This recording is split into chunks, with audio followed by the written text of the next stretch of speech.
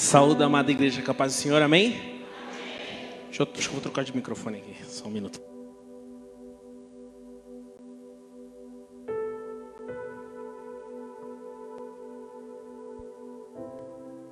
Som. Amém. Melhor. Olha, o timbre. Amém? Quem está cheio da presença do Senhor já aqui essa noite? Posso ouvir um amém? Aleluias, irmãos. Hoje eu vou trazer uma mensagem, né, dividida em duas partes, tá bom? Quem aqui, né, eu sou prova de um milagre por várias vezes, mas quem aqui é prova de um milagre também, amém? Enquanto eu vou me achando, eu vou pedir que os irmãos coloquem aqui, já vão ajeitando aqui direitinho, em Daniel 3, do versículo 8 ao 30, amém? Eu vou fazer uma oração. Senhor nosso Deus, nosso Pai, muito obrigado, ó Deus, por esse dia que Tu nos concedeu, ó Deus. Obrigado pela Tua presença, ó Pai. Espírito Santo, obrigado por Te sentir aqui, ó Pai. Muito obrigado, ó Pai, por poder estar com os meus irmãos, por poder compartilhar a palavra do Senhor através deles, ó Deus. Em nome de Jesus, ó Pai, por isso eu Te oro e Te agradeço por tudo, amém, Deus. Amém? Igreja, essa não era a mensagem que eu ia trazer. Eu estava até conversando com o André hoje, né? Que eu estava com outro plano, uma outra mensagem na minha cabeça, já estudando, já vendo algumas referências, né? E ontem a gente estava aqui no ensaio, eu saí daqui com com Daniel na minha cabeça. Saí com Daniel. Aí eu falei, pô, isso é loucura da minha cabeça. Aí fui tentar dormir. Não consegui dormir. A noite inteira eu virava para um lado, vinha Daniel na minha cabeça. Virava para o outro, vinha Daniel na minha cabeça. Todo momento que eu tentava, falava assim, pô, preciso descansar, estou muito cansado, viajei. Falei assim, mas não conseguia dormir, o Espírito Santo me incomodando. E ali eu comecei a ler Daniel 3. E ali, nitidamente, Deus me mostrou o que Ele queria falar nessa noite. Foi uma das primeiras experiências, eu não sou um pregador, né? Eu sou um levita. E foi a primeira experiência que eu tive, assim, de Deus me mostrar uma palavra que Ele queria trazer nessa noite. Amém? Eu espero que os irmãos entendam, né? Eu vou fazer o meu melhor aqui. Amém, igreja? Tá bom? Vamos ler, então, Daniel 3, do 8 ao 30. Por isso, no mesmo instante, chegaram perto dos caldeus e acusaram os judeus. E respondendo, disseram ao rei Nabucodonosor, ó rei, vive eternamente. Tu, ó rei, fizeste um decreto para que qual todo homem que ouvisse o som da trombeta, da flauta, da harpa, da sambuca, do saltério e da gaita de foles e toda espécie de música, se prostrasse e adorasse a estátua de ouro. E qualquer que se não prostrar e adorar, será lançado dentro da fornalha de fogo ardente. Há uns homens judeus, os quais constituísse sobre os negócios da província da Babilônia, Sadraque, Mesaque e Abidnego. Esses homens, ó rei, não fizeram caso de ti. Os teus deuses não servem, nem adoram a estátua de ouro que levastes. Então Nabucodonosor, com ira e furor, mandou trazer a Sadraque, Mesaque e Abidnego e trouxeram estes homens perante o rei. Foi Nabucodonosor e lhe disse, é de propósito, ó Sadraque, Mesaque e Abidnego, que vós não servis os meus deuses, nem adorais a estátua de ouro que levantei? Agora, pois, se estáis prontos, quando ouvirdes os sons das trombetas, das flautas, da harpa, das sambucas, dos saltérios e da gaita de foles e toda a espécie de música, para os prostrares e adorarem as estátuas que fiz. Bom é. Mas se não adorardes, sereis lançado à mesma hora dentro da fornalha de fogo ardente. E quem é o Deus que vos livrará das minhas mãos? Respondendo Sadraque, Mesaque e Abidnego, e disseram ao rei Nabucodonosor, não necessitamos de te responder sobre esse assunto. Eis que o nosso Deus, a quem nós servimos, é o que nos pode livrar. Ele nos livrará da fornalha de fogo ardente e de tua mão, ó rei. E se não ficar sabendo, ó rei, que não serviremos os teus deuses, nem adoraremos as estátuas de ouro que levantastes.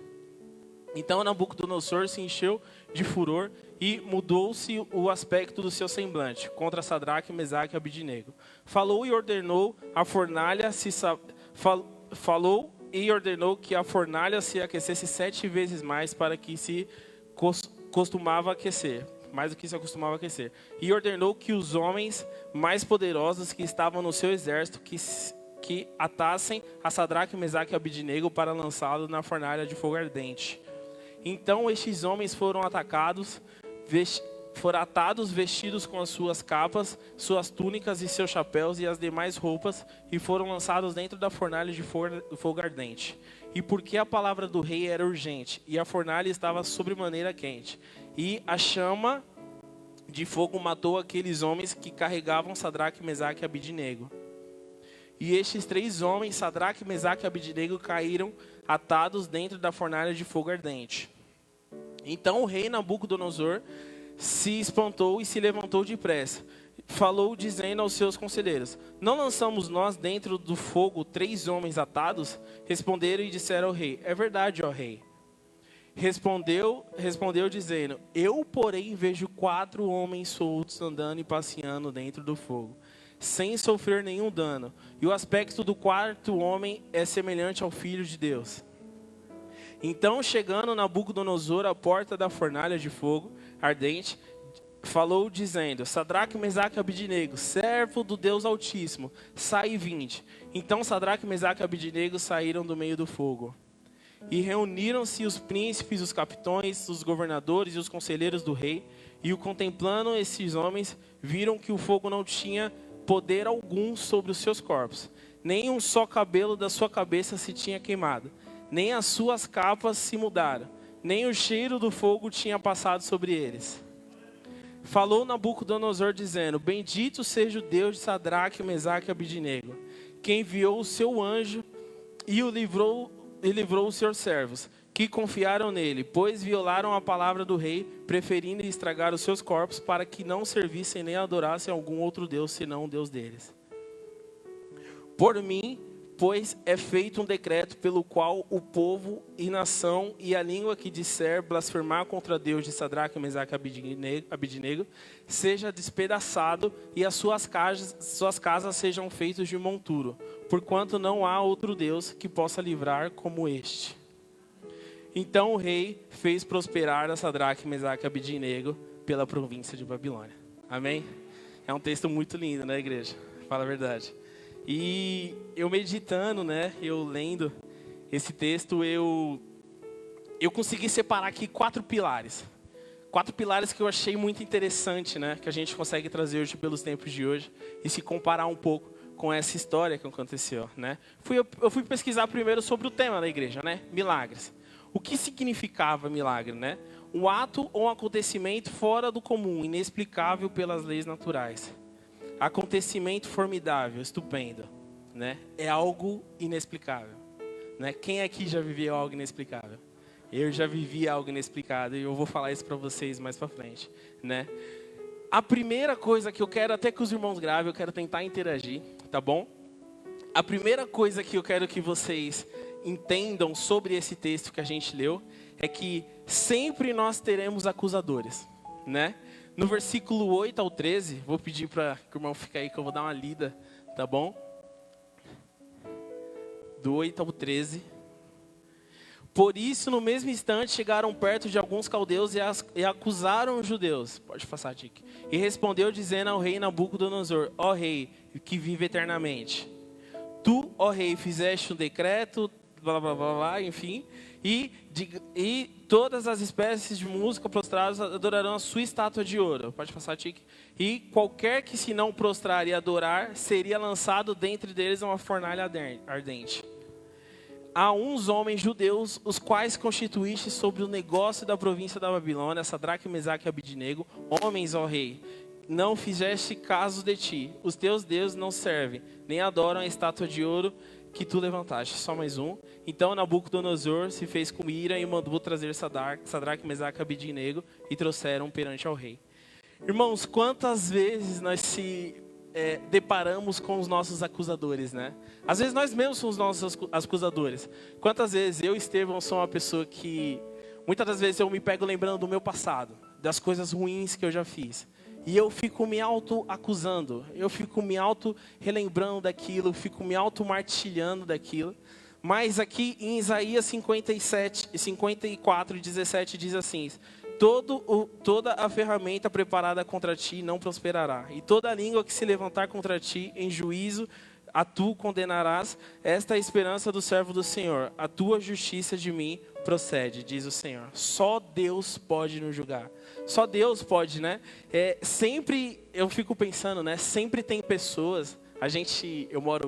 A Suelen, minha esposa, meu primo André e o Gabriel, nós trabalhamos juntos, trabalhamos home office.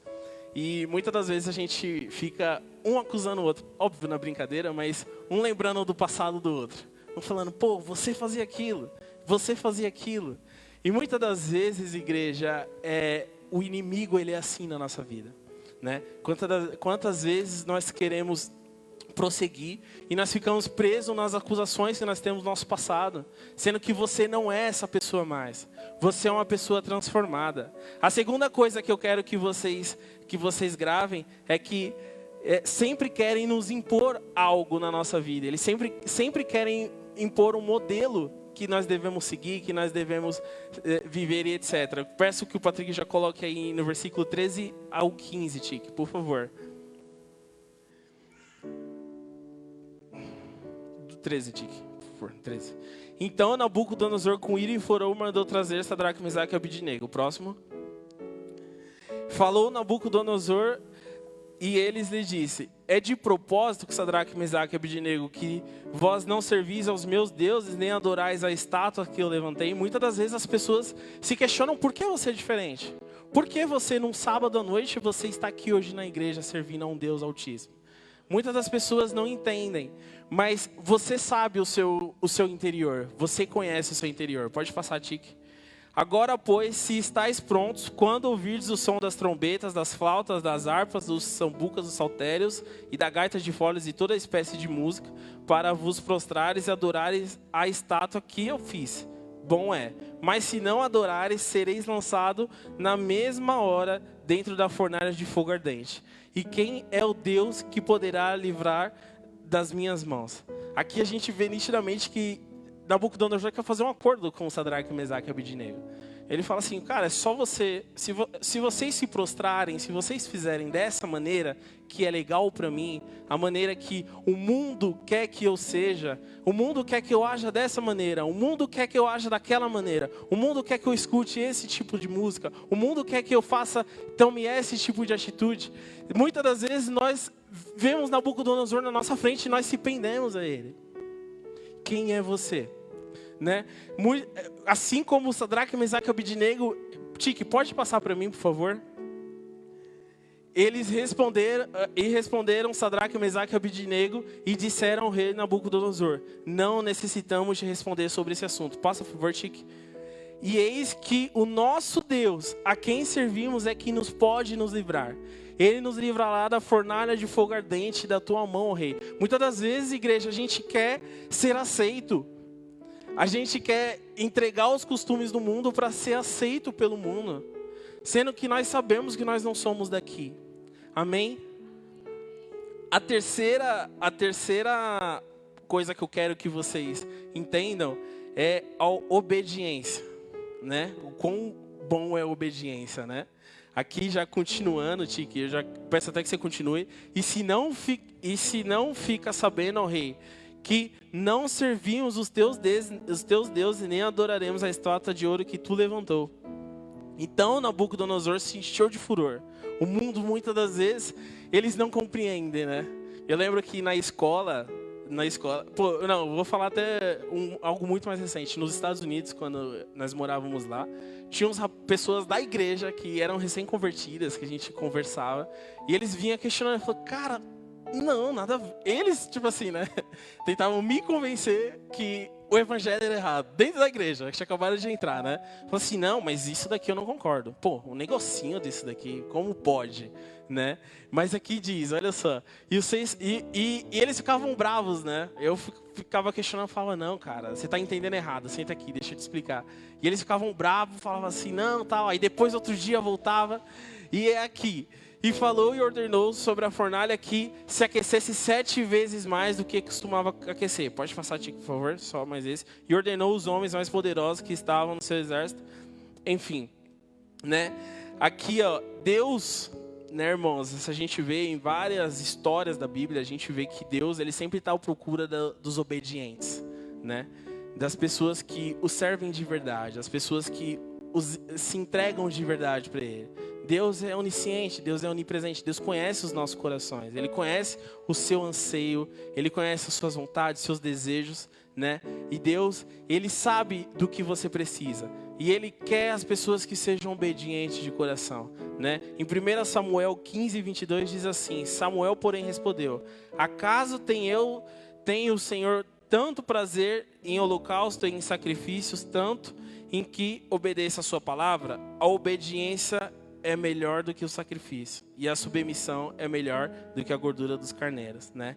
Deus dizendo. Quem aqui já se sacrificou ao invés de obedecer, né?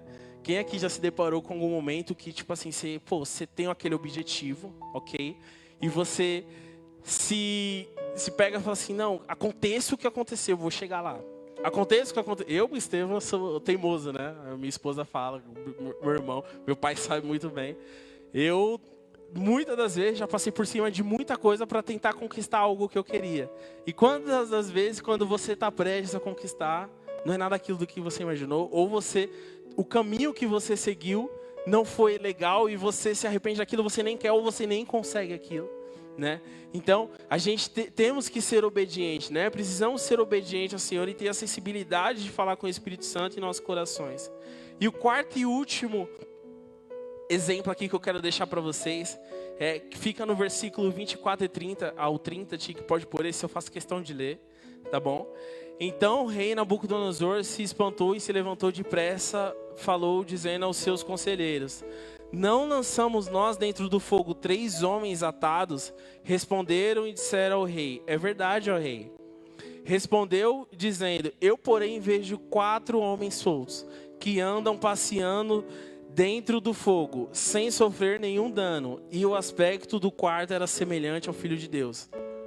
Então, chegando-se Nabucodonosor à porta da fornalha de fogo ardente, falou dizendo: Sadraque, Mesaque e Abidnego, servo do Deus Altíssimo, sai e vinde. Então Sadraque, Mesaque e Abidnego saíram do meio do fogo. E reuniram-se os príncipes, os capitães, os governadores, os conselheiros, contemplando esses homens. Viram que o fogo não tinha poder algum sobre os seus corpos, nem um só cabelo da sua cabeça se tinha queimado, nem as suas capas se mudaram, nem cheiro de fogo tinha passado sobre eles. Falou Nabucodonosor dizendo: bendita seja o Deus de Sadraque, Mesaque e Abidnego, que enviou o seu anjo e livrou os seus servos que confiaram nele, pois violaram a palavra do rei, preferindo entregar os seus corpos para não servirem nem adorar nenhum outro Deus, senão o seu Deus. Por mim, pois é feito um decreto, pelo qual todo povo e nação e língua que disser blasfemar contra o Deus de Sadraque, Mesaque e Abidnego, seja despedaçado e suas casas sejam feitas um monturo. Portanto, não há outro Deus que possa livrar como esse. Então o rei fez prosperar Sadraque, Mesaque e Abidnego, né? Irmãos, e a gente vê que, né? Não sei se vocês se lembram, mas o primeiro, nós sempre temos acusadores no começo da nossa jornada, né? Que, acabei de me converter, aquela pessoa que fica te lembrando de quem você era. Acabei de mudar, aquela pessoa que fica te lembrando daqueles erros que você cometeu, né? E logo depois, vem aqueles que querem impor um modelo, algo rígido. Não, você tem que ser assim. E depois, igreja, você se torna uma pessoa obediente. Depois que você se torna obediente, você se torna um exemplo. Você se torna um milagre, né? Aqui a Bíblia diz que o rei ficou impressionado como o que tinha acontecido. A chama não tinha acontecido nada com eles. Deus é o Deus do milagre. Aquilo que parecia impossível, Deus fez através da sua vida, né? Muitos se perguntam, né?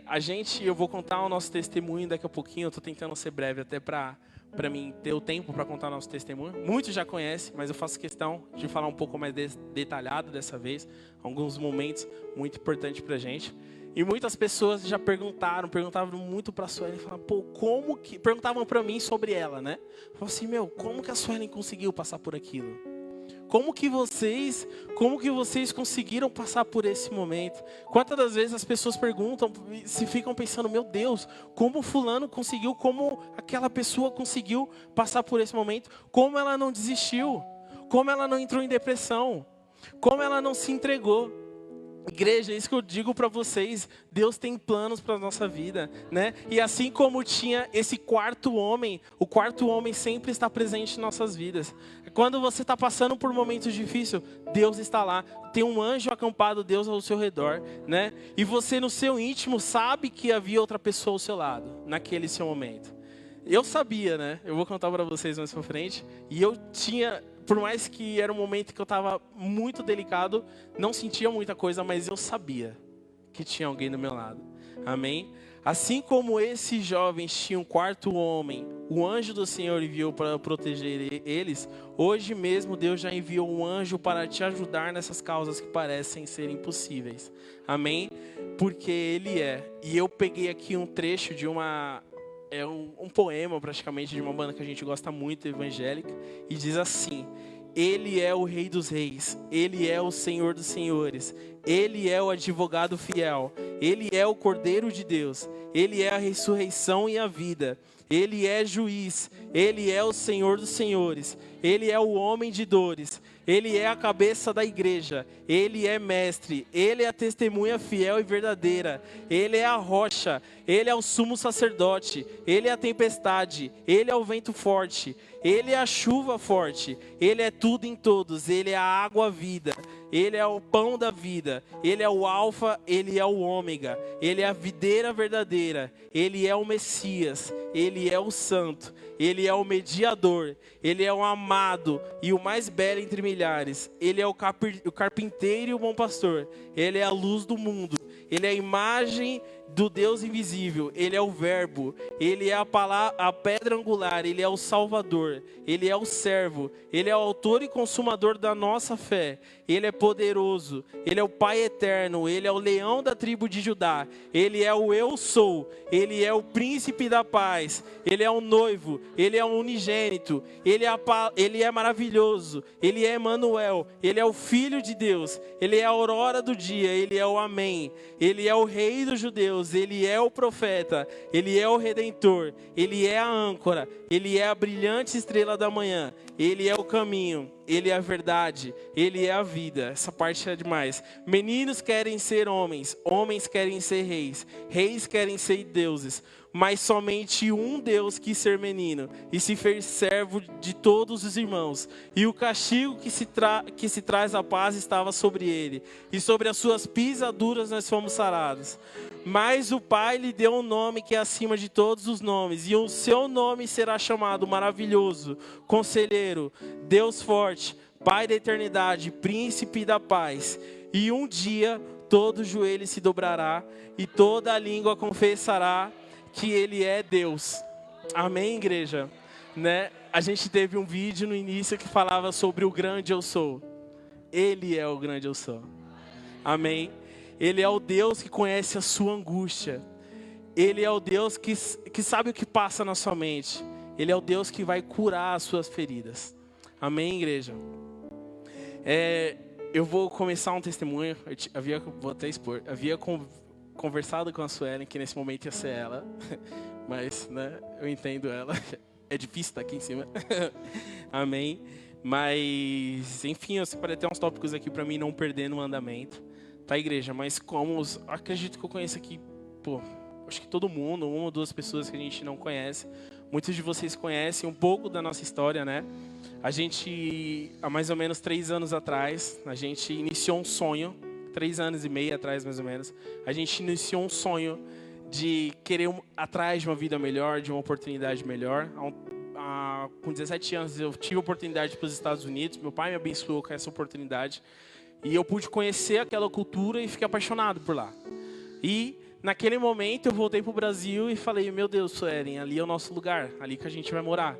Ali é o nosso futuro, é aqui que a gente vai ficar. Entre nesse caminho aconteceu muita coisa. E logo depois de uns 3 anos, uns 2 anos, meio mais ou menos, assim que eu voltei, ela tentou tirar o visto pra gente ir. E não fomos obedientes, né? Saímos falando pra todo mundo, um monte de gente tentou tirar junto com a gente. Ninguém deu certo, ninguém conseguiu tirar, né? Inclusive ela não conseguiu tirar. Aí depois de um tempo tentamos de novo, novamente. O visto tem um custo, né? Fora a pressão psicológica, que é um absurdo, você chegar lá, se sente muito pressionado, né? Quem foi sabe. Tem um custo que não é barato, né? E quando sonhamos em ir de novo, tentamos mais uma vez. Para a Suelen, né? No caso eu já tinha.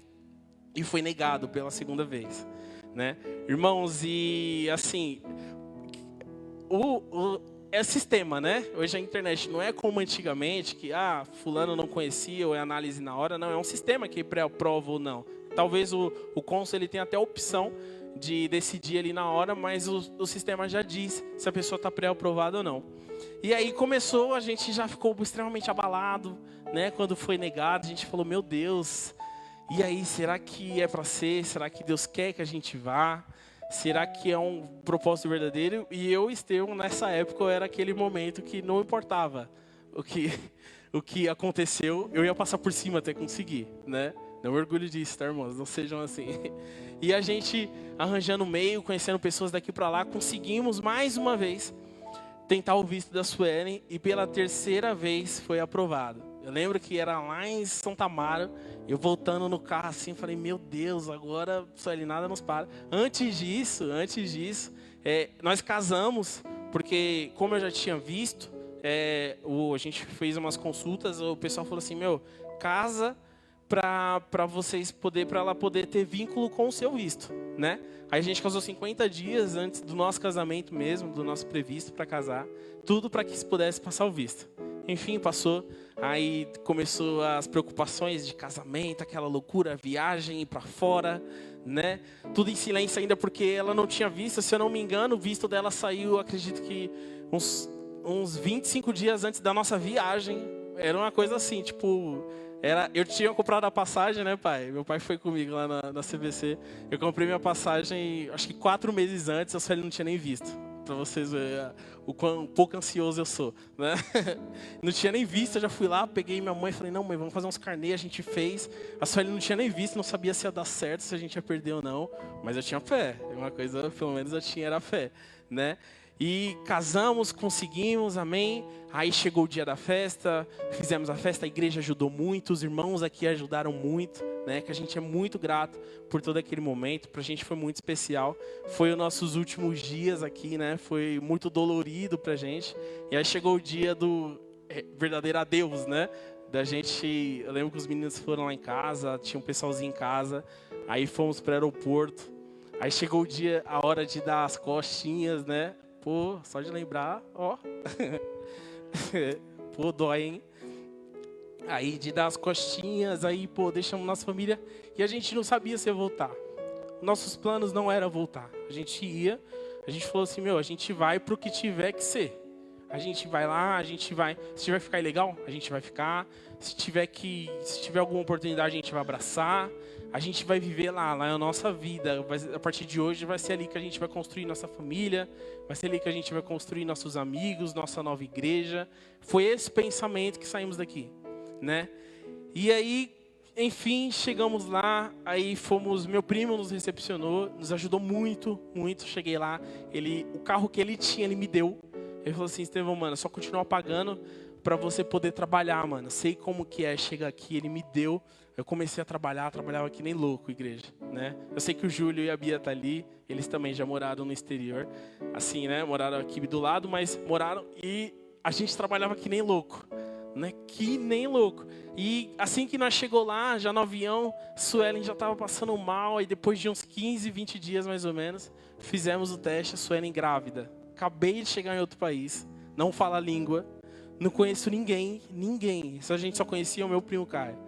A gente não conhecia ninguém. E a Suelen grávida. E eu lembro que aí ela começou a trabalhar num salão de cabeleireiro, né? E a chefe dela, a dona do salão na época, também estava grávida. E ela com aquela, pô, vou falar que tô grávida agora. Mas a gente precisava de ajuda, a gente não conhecia ninguém. O Caio também não tinha ninguém. O Caio só tinha a namorada dele e nós tínhamos o Caio. Ou seja, éramos em 3, não tinha mais ninguém. E aí a Suelen conversou com ela.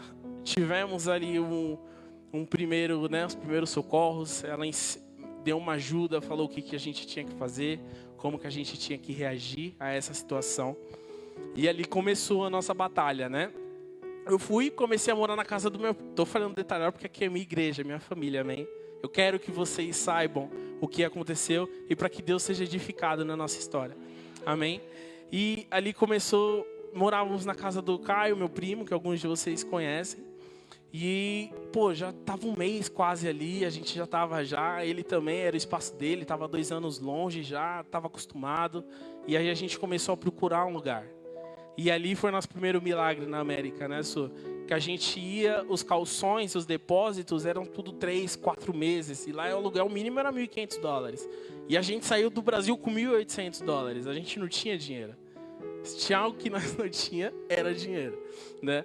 E aí a gente começou a batalha, falando, meu Deus, falando com outro amigo do Caio, fulano ali. A gente conheceu um amigo que nos abençoou até o último dia da gente nos Estados Unidos, que é o Michael e a Silvia, né? Um casal de amigos nossos.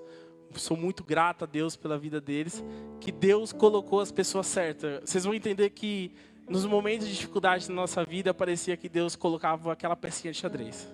Falava assim, ó, tem essa fulana aqui que vai te ajudar. E o Michael nos apresentou um apartamento, inclusive, que ele morava.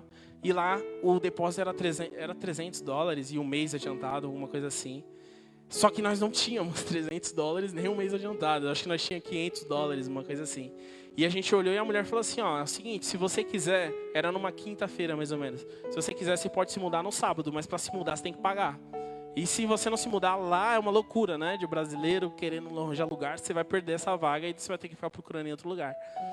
E aí, a gente, acho que eu tinha $500. Eu falei assim, pô, Su, eu vou sair pra rua pra trabalhar.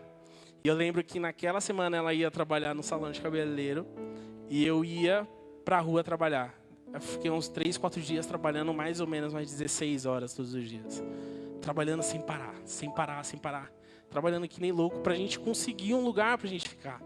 Né? E consegui, graças a Deus, Deus nos abençoou. Aí no sábado, eu me lembro como se fosse hoje, aí a gente conseguiu, fomos lá, pagou, a gente se mudou, só tinha uma mala, a gente tinha uma mala e um colchão inflável, que quando a gente se mudou, furou. E eu estava trabalhando nesse dia, E aí a Suelen já estava em casa e eu cheguei, era tarde, era uma meia-noite, a Suelen estava dormindo, quando eu vi a Suelen dormindo no chão. Minha esposa grávida, de um mês, a gente não sabia nada, não tinha ninguém. E a Sueli dormindo no chão, porque o nosso colchão tinha furado. E a gente não tinha $1 para poder pagar, para poder comprar o colchão no dia. Mas enfim, a gente não reclamou. Eu acordei ela, a gente deu um jeito, colocou um monte de coisa no chão para poder dormir. E aí foi outro dia, né? Lá você podia trabalhar, no final do dia você pegava o dinheiro. E aí comecei a trabalhar que nem louco, ela grávida, a Rai tá grávida agora, né? E ela falou que tava vomitando um pouquinho, ó, foi a Dani que tava comentando esses dias. E a Suelen, eu acho que por dia vomitava umas 15 vezes. Se ela levantava, ela vomitava. Se ela ia no banheiro, vomitava. E era eu e ela só. A gente não tinha ninguém. Eu lembro que meus pais ligavam e falavam, e aí, tá tudo bem? Eu falei, pai, tá ótimo, aqui é um sonho, pô. A gente tá vivendo um sonho aqui. Só que... Ô, traz uma água pra mim aí, por favor. Eu tô me acabando aqui.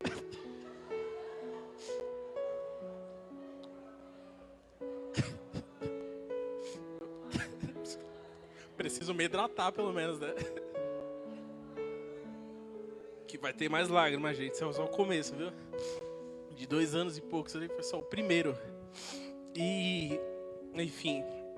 E aí, começamos a trabalhar, a Sueli, aí depois de uns 2 meses mais ou menos, ela já não dava para trabalhar mais, porque ela era pedicure, né, a Sueli, pô, trabalhou aqui em salão, mas era cabeleireira, essas coisas.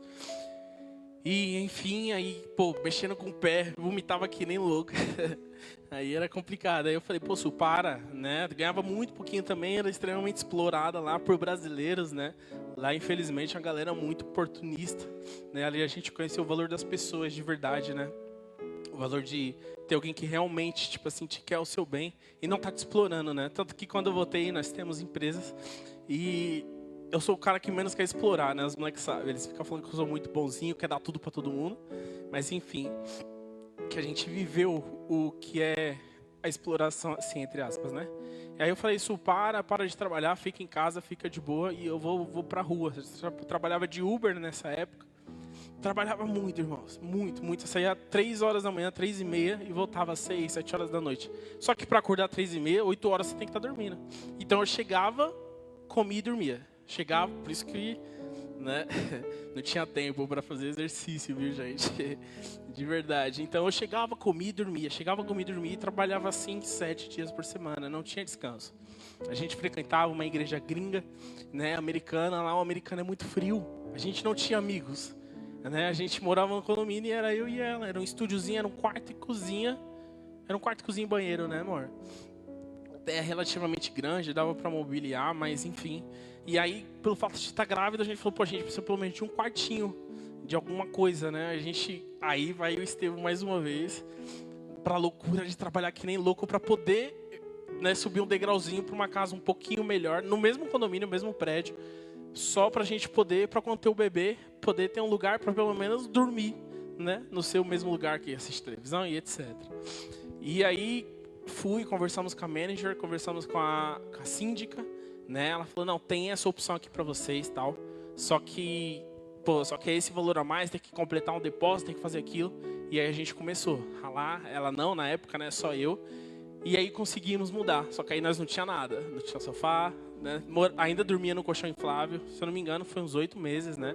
Que a gente ficou num colchão inflável, tá? E aí a gente, porque como ela não trabalhava, o custo de vida lá é muito caro, o que eu trabalhava ia pro custo do meu trabalho e ia pra casa, pra gente poder se alimentar, suprir o mínimo, né?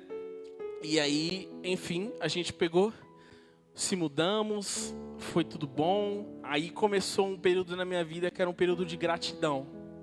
Nossa, irmãos, eu ficava muito feliz.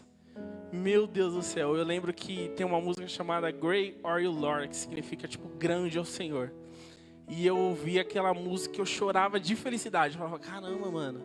Pô, meu sonho era o começo, né? Passei aquele perrengue, mas era o começo. E, pô, meu sonho era construir família aqui. Acho que agora vai rolar. Meu filho vai nascer um americanozinho. Ó, no futuro aí já vai rolar umas oportunidades de green card, algum documento, alguma coisa assim. E aí, pô, começou, nossa, trabalhando que nem louco ainda. Trabalhava pelo menos 14 horas todos os dias. Pelo menos, era o mínimo que eu trabalhava.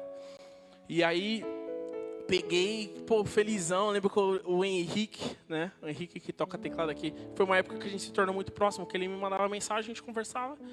E aí eu falava pra ele, caraca, Henrique, eu tô feliz demais, mano. Olha onde eu tô, onde Deus me colocou, em outro país. Tô conhecendo outra cultura, pessoas diferentes.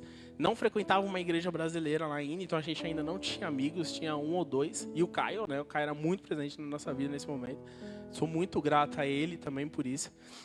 E aí, enfim, começou tal. E aí chegou o momento que, pô, a barriga da Sérgio já estava grande. Eu falei, pô, a gente precisa terminar de comprar as coisas pro bebê. Isso daí já era 8 meses, né? Ela já tinha uns 8 para 9 meses, já era muito próximo do parto. E lá a gente morava em Los Angeles, né? E São Francisco ficava 7 horas de lá.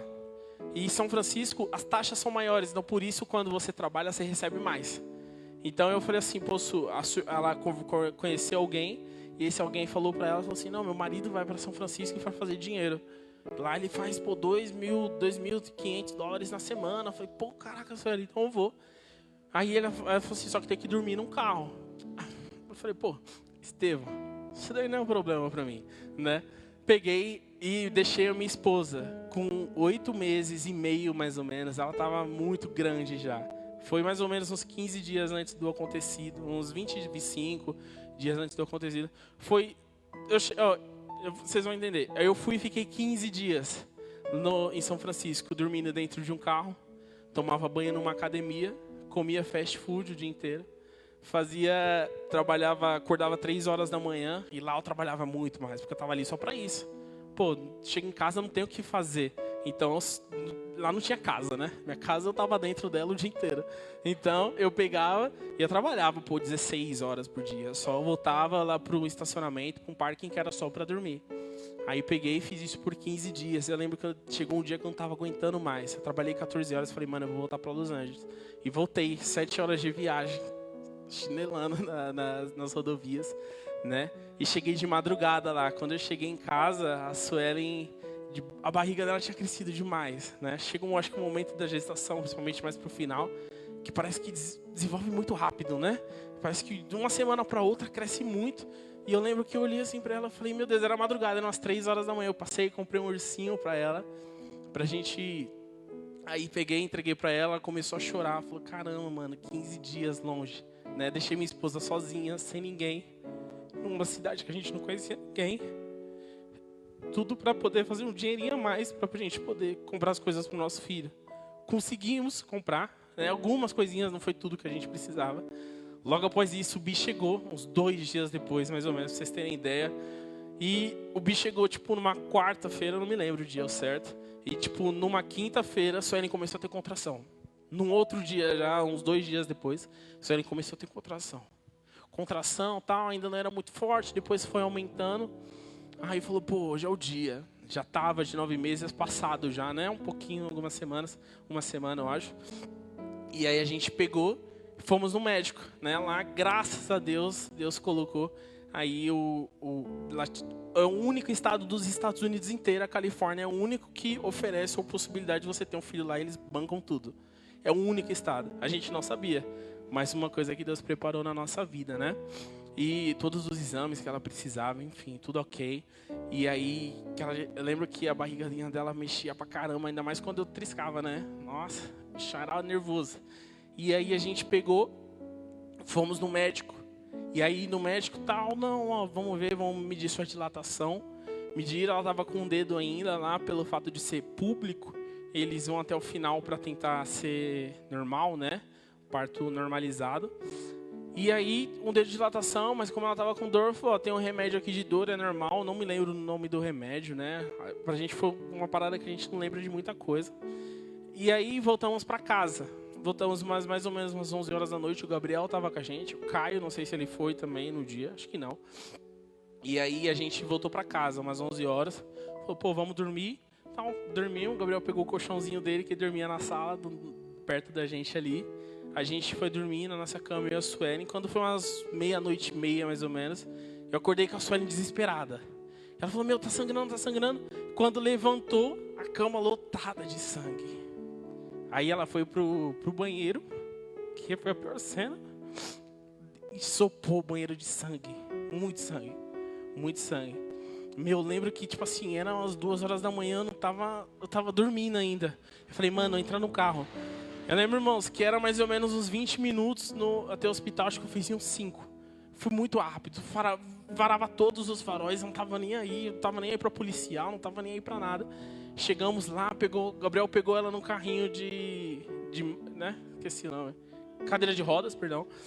Pegou ela na cadeira de rodas, já foi levando ela, o Gabriel também, tá, irmão? Sabe aquela pecinha que eu falei que Deus põe? 2 dias antes. Tinha acontecido, meu irmão. Irmão gêmeo, tá? Todo mundo sabe. Mas, pô, é meu sangue, minha pele. Amor demais. Enfim, aí saiu correndo com a Suene, já levou a Suene, já colocaram. Aí quando eu estacionei o carro, subi no andar que ela tava. Aí a gente viu quanto de dedo de dilatação tava. Tava em 1, 2 ainda, muito pouco. Dá muito pouco, ainda não era, tipo assim, possível ter. Aí eles colocaram aqueles negocinho pra medir o coraçãozinho do bebê. E já não batia mais. Ali já, tipo, tava muito fraquinho. Aí na hora os caras falaram assim, meu, pai, pega, leva ela que a gente vai operar ela agora. E eu não entendia nada. Eu só olhava pro lado assim, ela, como que tá o bebê, Eu falava, não, tá tudo bem. Tá tudo bem, vai lá, eles vão tirar, já vai ser melhor, vai dar tudo certo. E aí eu lembro que eles me colocaram aquelas roupas, me deixaram do lado de fora da sala. Eu só ouvia o batidinho do coração dela. Eu lembro que naquele momento eu deitei no chão, falei assim, pô, Deus, o que é que o senhor quer de mim, pô? O que eu tô fazendo? É uma criança, é minha esposa. Eu falei, poupa a vida deles. Só isso, só. A gente recomeça, não importa. Se tiver que voltar, a gente volta. Se tiver que ir para outro país, a gente não tem problema, o que for. A gente não se importa com isso, mas poupa a vida deles, né? E aí, enfim, acabou. Eu lembro que eles pegaram, saíram com o bebê correndo, eu não pude nem ver, né? Aí a Suelen tava lá, eu só perguntava, e minha esposa, como é que ela tá? Aí eles falavam assim, não, a sua esposa tá bem, mas o seu filho a gente precisa conversar. Aí eu falei, caramba, meu, mas pelo menos a minha esposa, naquele momento, era tudo que eu mais queria, que ela passasse por aquilo bem. E aí ela estava sedada ainda, e aí eu fui ver a respeito do bebê. E aí veio a notícia, né? Que eles falaram assim, ó, seu filho tá vivo. Ele ainda tá vivo. Mas seu filho está com 50% do cérebro dele comprometido. Seu filho, se ele viver hoje, ele já vai vegetar. Ele não vai sobreviver. E provavelmente ele vai sobreviver e daqui a 15 dias ele vai falecer. Aí eu falei, meu Deus. Caramba, eu lembro que eu era de madrugada até aqui no Brasil. Eu ligava pro meu pai não atendia. Eu falava, meu Deus, o que vai acontecer agora? Aí tava o Caio e o Gabriel lá. E a gente, meu Deus, mano, e agora? Como que vai ser tal? Sem saber o que tomar de decisão. Aí depois de uma meia hora, mais ou menos, os médicos voltaram e falaram assim, ó, ele teve mais complicações e agora ele tá com 70%, 80% do cérebro deles comprometido. Seu filho já não vai sobreviver mais. Pô, irmãos, caraca. Eu lembro que eu falava assim, meu Deus, mano. E agora é uma criança. Eu lembro que eu questionava muito, sabe, igreja? Sendo honesto assim com vocês. Eu falava, meu Deus, o que a gente fez? A gente tá aqui sozinho, mano. Lutando, a gente ia pra igreja, a gente não parava. Irmãos, desde quando a gente chegou, a gente nunca deixou um domingo de ir pra igreja, de servir. Muitas das vezes nós não entendia nada, mas a gente tava lá, né? Muitas das vezes a gente não entendia nada do que acontecia, a gente ficava traduzindo o que tinha no PowerPoint, mas a gente sempre tava lá. Eu falava, pô Deus, eu sou um servo do Senhor. Meus planos são na sua casa e por que isso está acontecendo com a gente? E aí eu consegui falar com meu pai, eu expliquei a situação. Aí ele falou, não desiste, né, pai? Ele falou, não desiste. A gente falou, não, tá bem, a gente não vai desistir. Isso foi até antes da complicação, depois complicou mais. Os médicos já tinham dado como morto. Falou assim, ó, seu filho, se tirar qualquer máquina que seja agora, ele já para de respirar. Aí queriam que a gente tomasse a decisão. A Suelen acordou, a Suelen tava grog. Nossa, a Suelen tava no mundo da lua, né? Viajando. E eu falei, você não tem ideia do que tá acontecendo. Nosso filho, ele tá morto já. Nosso filho, ele nasceu com morte cerebral. Nosso filho, ele não vai sobreviver. E o nosso hospital, onde a gente estava, ele não comportava aquela situação. Então, ele tinha que ser transportado para um outro hospital. Tinha um custo, fora o custo que a gente também não tinha, né? Vocês vão ver até do final aí que a gente não tinha mesmo. A gente pegou e além, fora o custo, ele falou assim, com certeza, na hora de transportar, já não vai dar certo. Dali ele já vai morrer no transporte mesmo. E aí eu preciso da decisão de vocês, né, o médico. Isso era em Grog. Tinha o Gabriel, meu irmão, meu primo Caio, que é um irmão pra mim até hoje. E ali foi uma decisão, eu liguei pro meu pai. Aí meu pai falou assim, eu já tô orando, entrega ele nas mãos do Senhor. Nossa, irmãos. Putz. Aí eu lembro que a gente foi atrás dos médicos, né? Os médicos voltaram pra gente, a gente tentou relutar ainda, falando, não, mas quais são as opções? A senhora falava quais são as opções, como a gente consegue rever isso, o que a gente consegue fazer mediante a isso. E aí os médicos falaram, pô, não tem opção, né? Assim, você pode prosseguir nisso, mas vai ser só um sofrimento para você, a gente vê até onde vai dar. Né? Seu filho já estava, naquela época, já estava com 80% do cérebro comprometido. E a gente tomou por decisão de devolver ele para Jesus, né? E aí foi muito difícil. Eu lembro que a gente foi se despedir. Foi a primeira vez que a gente pegou nosso filho no colo. E o coraçãozinho dele batia vibrando, né? Não era o coração dele que batia, era uma máquina. E aí a gente, molinho, né, Su? Bi também. Aí a gente pegou, se despediu. A gente tem algumas coisinhas aí, né? A gente nem vê muito, né? Mas é mais por recordação, uma toquinha. A gente se lembra, tem algumas fotos. Talvez no futuro, quando a gente tiver uma coisa assim com vocês, claro, igreja, mas com os jovens, que é algo muito importante pra gente. A gente vai mostrar essas fotos do direitinho desses momentos. Mas aí chegou o momento de despedida, a gente fez uma oração. e devolveu ele para Jesus. Ali mesmo os médicos desligaram e a gente viu nosso filho falecendo assim, na nossa frente, né? Enfim, aí começou querendo doar órgão, um monte de coisa, aqueles aquela opressão dentro daquele hospital, um negócio muito pesado. E aí a gente chegou a hora que, tipo assim, antes de sair do hospital, a gente tinha que sair de lá, ou com algum velório, ou algo desse tipo pronto. E a gente não tinha dinheiro para velar o nosso filho. A gente não tinha. A gente teve que pegar dinheiro emprestado para a gente poder cremar, porque era o mais barato, porque a gente não tinha opção de poder nem velar o nosso filho. Aí foi o que a gente fez, a gente acabou cremando por esse motivo. E aí a gente voltou para casa, né? Os nossos amigos, o Gabriel, o Alex, falar que essa é live em nome de Jesus, irmãos, vou mandar para eles esse daqui. A Adriana, hoje a esposa do Caio, o Caio, a Silvia, lembra da Silvia? Ela estava lá, arrumou nossa casa, tirou tudo que tinha lá de bebê, porque a gente falou assim, mas a gente não quer chegar lá e ficar vendo essas coisas, sabe? Ficar revivendo. Então a gente não quer. E eles tiraram, eles limparam tudo, fizeram um almoço pra gente tentar esquecer aquilo. Mas aquilo era só um começo, aquilo era um momento, parecia que naquele montante eu chorava sem saber porque eu estava chorando. Eu lembro que depois disso, o tempo passou um pouquinho mais, um dia assim depois, e como eu disse, eu não tinha dinheiro. Então eu perdi meu filho num dia, no outro dia eu precisava estar na rua trabalhando, pegando passageiro. Eu lembro que os passageiros entravam no meu carro, chorando. Eles, o que está acontecendo? O que está acontecendo? Não é nada. Mas eu não aguentava. Eu lembro que eu ia trabalhar de noite na época, para poder ficar de dia com ela. E eu só chorava. E aí eu ouvia aquela música, Great Lord, grande ao Senhor, que falava assim, Ele é o mesmo Deus que abre portas, é o mesmo Deus que fecha as portas. Ele é o mesmo Deus que regenera a vida. Eu falava, pô, cadê esse Deus? Meu Deus, cadê o Senhor? Porque o Senhor deixou meu filho, um bebê, não tinha pecado nenhum. E ali E aí foi passando, enfim, foi dias muito difíceis. Eu lembro que eu chegava em casa, eu tentava ser forte para ela, e ela forte para mim, né? Porque, irmãos, eu juro por Deus, se vocês perguntarem como que eu passei, eu sei como eu passei. Eu vou ler aqui para vocês. Eu estava vendo isso ontem, né?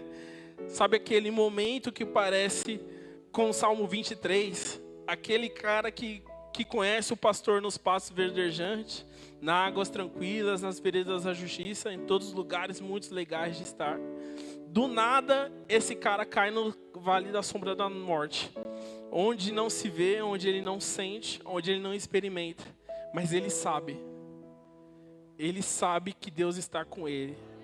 Ele sabe que Deus não o abandona. E eu lembro que eu falava com meu pai falava assim, filho, acontece o que acontecer, só não desiste de Deus. Só não se afasta de Deus.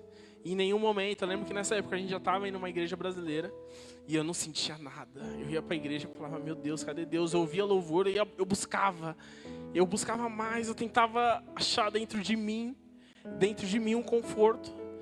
E um dia, um louvor que até comentei com a Dani, que um louvor que mudou minha vida, é aquele da... Pô, esqueci o nome dela, mas aquele do Quebra o Meu Vaso, sabe?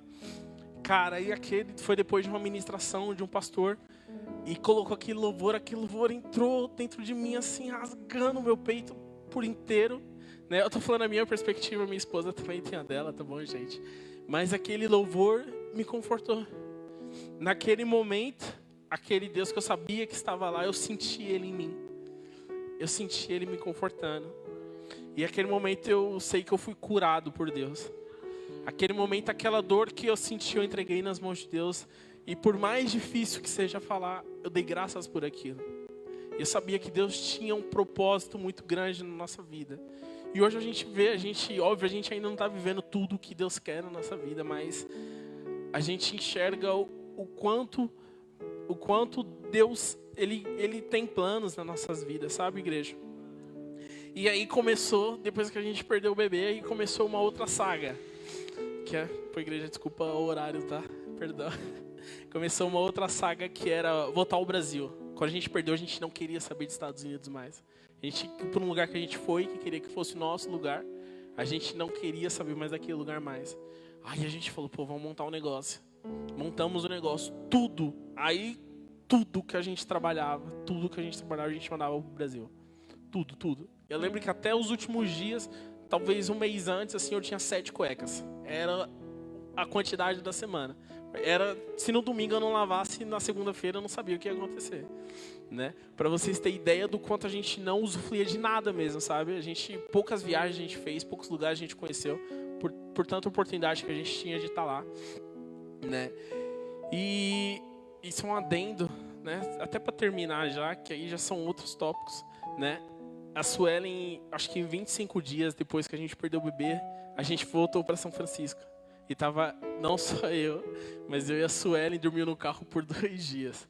Porque a gente tava precisando muito de dinheiro naquela época. Eu não podia ligar pro meu pai para falar assim, pai, tô precisando, porque o câmbio é um absurdo, né?